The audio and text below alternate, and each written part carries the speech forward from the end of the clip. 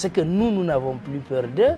Ce qui est sûr, il faut toujours vous estimer la force de l'ennemi, mais il faut avoir l'œil regardant. Qu'ils fassent leurs manœuvres, nous, on se prépare toujours.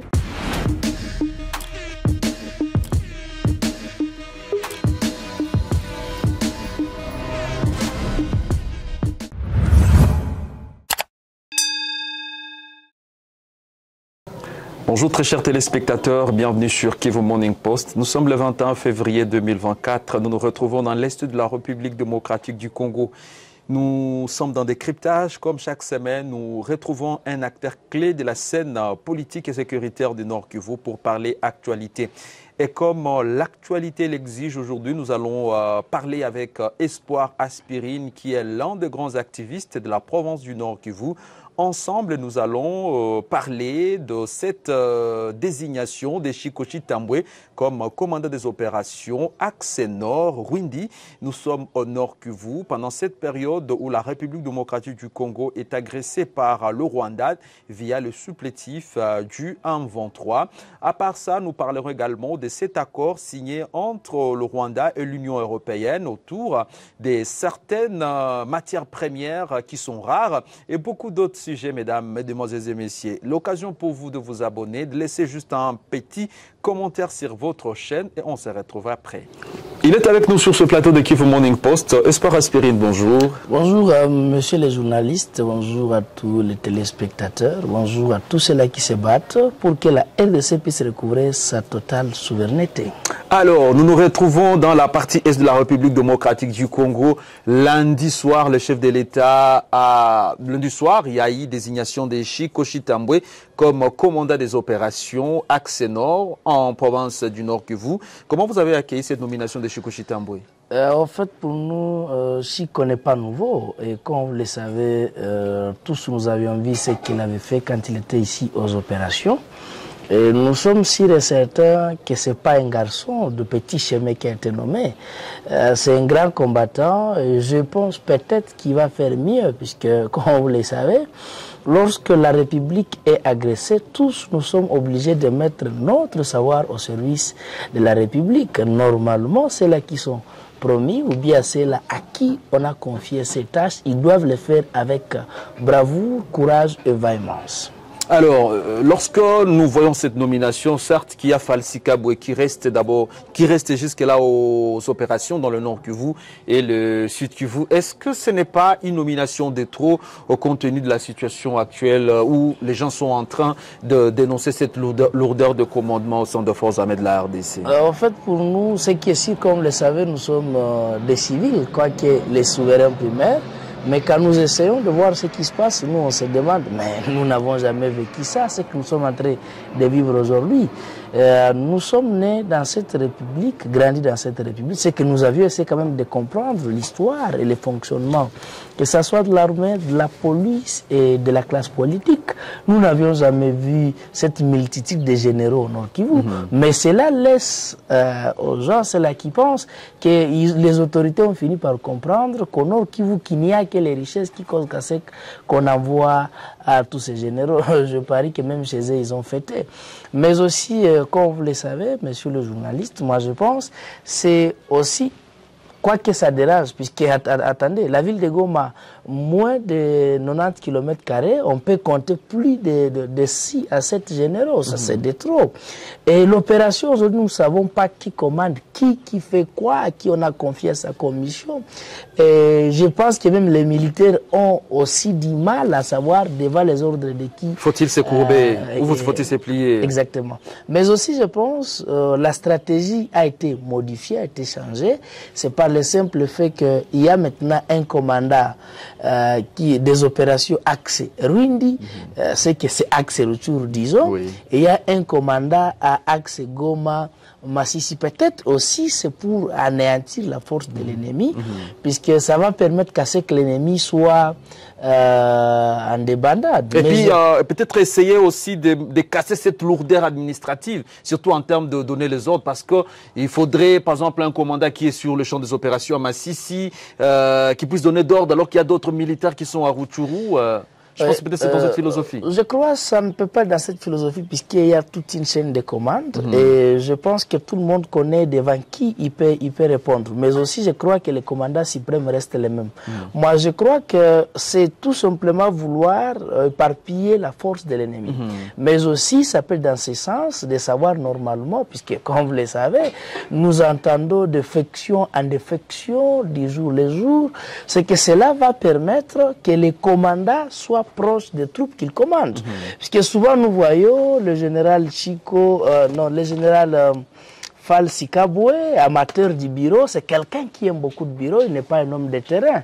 Et je pense que Chico, lui, c'est un homme de terrain, peut-être qu'il va faire cette fois-ci, ou bien il va encore faire la différence. Espérons que c'est dans le cadre de vouloir rapprocher les commandants aux commandés. Alors, nous allons quitter cet épisode pour parler également de notre point d'actualité.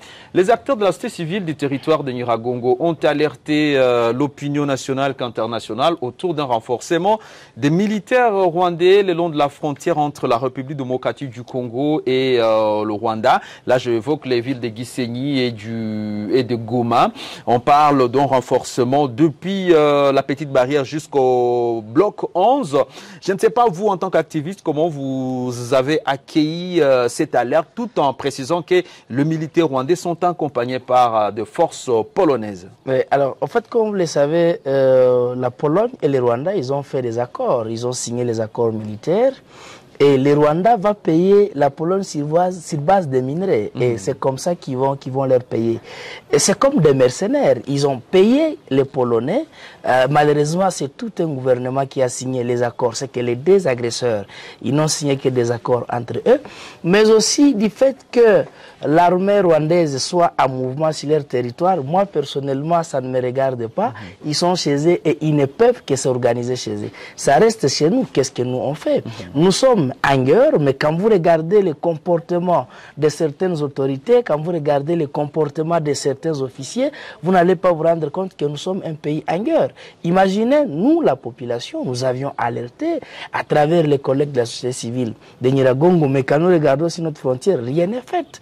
Alors on se demande, est-ce que on attend que nous, la population, nous puissions toujours riposter?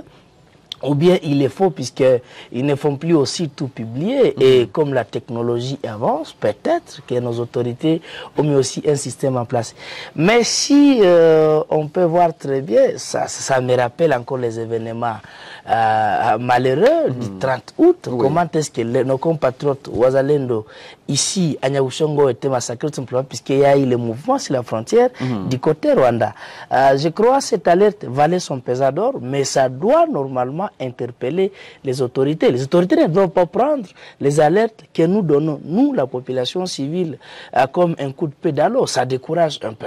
Mais je suis sûr et certain qu'avec l'expertise actuellement de nos officiers, il y a quelque chose qui est fait. Et nous devons que nous préparer, puisque, comme vous le savez, l'ennemi a échoué de prendre ça comme il le voulait. L'ennemi a échoué d'avancer à Kibumba, comme vous le savez. L'ennemi a échoué à avoir le contrôle des Rutshuru en général, de Masisi en général. Et l'ennemi ne peut que faire des mouvements dissuasifs. Peut-être ça peut faire, ils peuvent créer ces mouvements dissuasifs, que l'armée puisse soit enlever quelques troupes sur les lignes de défense, qu'on les amène sur la frontière.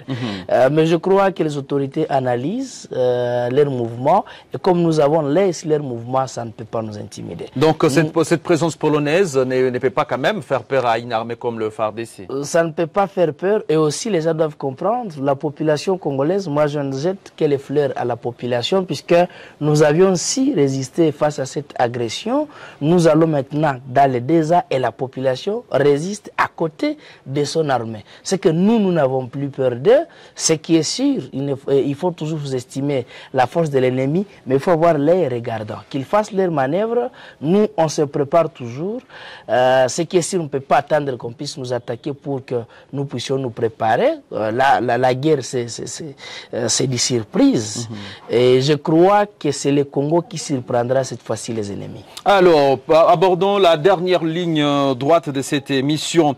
L'Union européenne et le Rwanda ont signé lundi 19 février 2024 un protocole d'accord visant à promouvoir le développement des chaînes de valeur durables et résilientes pour les matières premières critiques. Selon la commissaire européenne aux partenariats internationaux, Jutta Urpilainen, et le ministre des Affaires étrangères du Rwanda, Vincent Biruta, cet accord qui vise à renforcer les rôles du Rwanda dans la promotion, développement durable des chaînes de valeur résilientes en Afrique sera donc une très bonne opération, surtout une collaboration étroite entre l'UE et le Rwanda dans 5 domaines clés.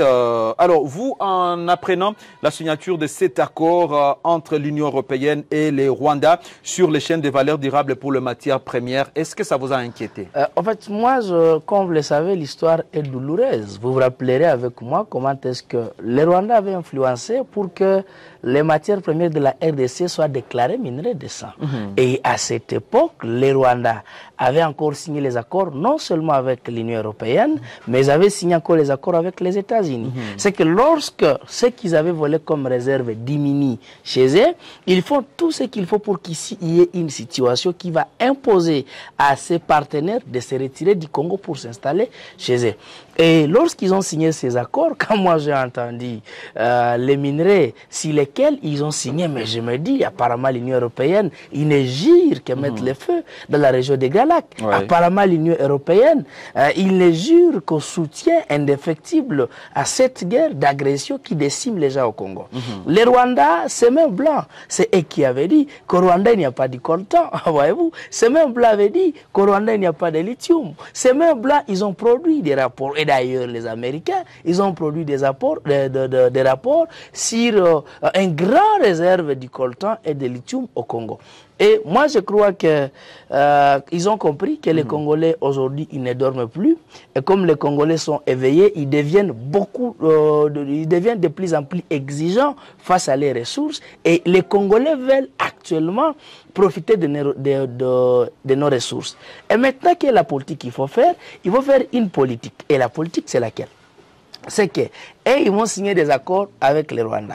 Et quand ils vont signer les accords avec les Rwandais, ils vont soutenir les Rwandais sur le plan militaire, économique. Et les Rwandais vont avoir une puissance, ils vont continuer toujours à agresser la RDC.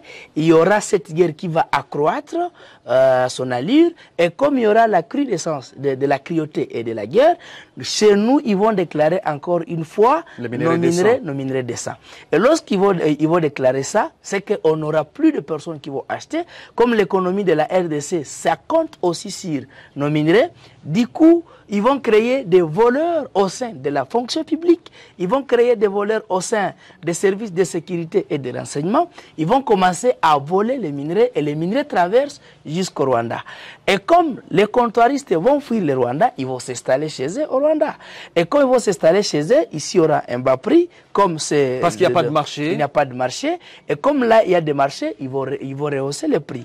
Et du coup, les minerais vont quitter les Rwandais comme les minerais extraits au Rwanda. Mais ce ne sont pas ils vont brandir la traçabilité. Exactement, ils vont brandir la traçabilité. C'est pourquoi moi j'appelle toujours à nos autorités. Nous devons avoir le temps de réfléchir, voir la vérité en face, de ne plus initier tout simplement leurs petits-fils, leurs grands frères, leurs familles, parce qu'ils n'ont pas le temps de réfléchir sur la République. Il faut quand même prendre ces gens qui ont le temps de réfléchir, mettre des mécanismes en place pour contraindre ce plan. Puisque, attention, cette guerre n'est pas seulement une guerre d'idées expansionnistes, mais c'est aussi une guerre d'idées économiques. Mais c'est aussi, cette guerre vise non seulement à mettre la RDC à genoux. Comme les Congolais, nous avions voulu nous émanciper, ils veulent nous mettre à terre. Et comme ils veulent nous mettre à terre, ils ont déjà leurs personnes entre nous, qu'ils payent et qui donnent quelques fonds. Et ces personnes qui n'ont géré... Qui vont soutenir les lobbies rwandais. Exactement, qui vont soutenir les lobbies. Et du coup, vous allez voir, le Congo est riche, mais le Congo n'avance pas. Mais vous allez voir certains individus, leur économie va fleurir. Mesdames, Messieurs, c'était une analyse de Espoir Aspirine, activiste au sein de mouvements citoyens au niveau de la province du Nord Kivu, avec lesquels on a analysé plusieurs situations. On n'est pas partie de cette désignation du général Chiko Chitambwe comme commandant des opérations Axe Nord-Windi. Nous avons également parlé ensemble de ces renforcements des militaires rwandais le long de la frontière avec la RDC à partir de Goma. Mais aussi nous sommes revenus sur cet accord accord signé entre le Rwanda et l'Union européenne en termes des questions minières. Espoir Spirine, en tout cas, merci d'avoir été là pour nous. Merci pour l'invitation. Moi, je dirais à la population de résister toujours et ayez aussi le courage de dire la vérité en face à nos autorités. Que nos autorités aussi puissent mettre l'intérêt suprême avant qu'ils ne puissent mettre leurs intérêts en avant. Puisque même si vous amassez des millions et des milliards de dollars, si votre République n'avance pas, c'est que toi aussi tu n'avances pas.